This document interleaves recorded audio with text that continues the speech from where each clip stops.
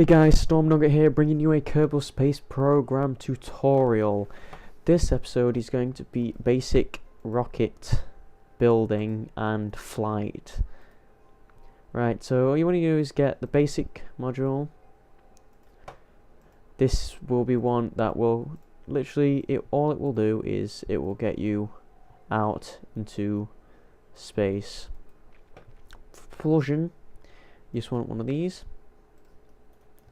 And the small engine for this bit, as this is only like a small capsule-y bit. To move on, we're going to need decouplers, and there we go. Now we can work on another bit. Always use decouplers because they're just good for you making ships and stuff that are multi-stack. Right. Propulsion again.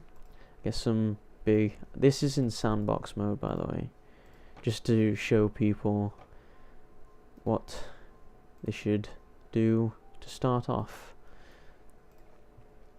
Right, so these are going to be the powerful engine, the LVT-30, not the 45.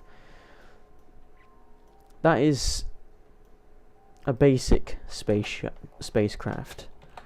Let's call it basic spacecraft. Right? Oops. Let's call it basic spacecraft, because this is kind of just what you want to build. This won't. It may or may not get you into space, but it's a decent ship, especially if you're doing career mode.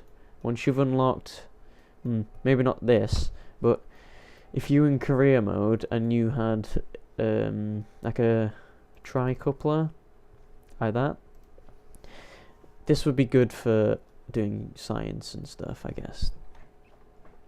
Right, let's go ahead and see how this spaceship fares when actually flown. Here we go. And we're off. Not doing too bad, I guess. Right, so we want to tone the throttle down a bit,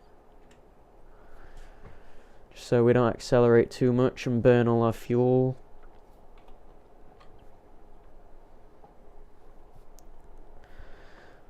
Once you get to about 100, that's where you want to start toning it down. Because if you go over 200, it's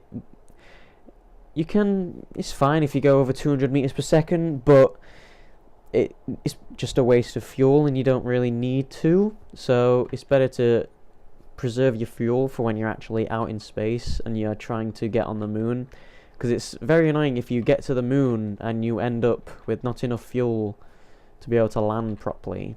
And I have done that quite a few times myself, and it's very frustrating. We're coming down to about half a tank in each of them, so, and we're not doing too bad. We're getting pretty high.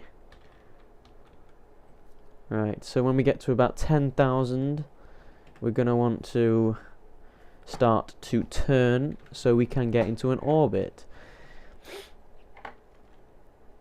I will not cover orbits in this episode. This will purely be getting into space.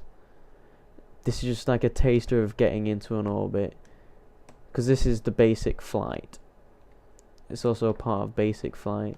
You want to turn over to about the 45-degree mark on the 90-degree axis here, like so, and just thrust.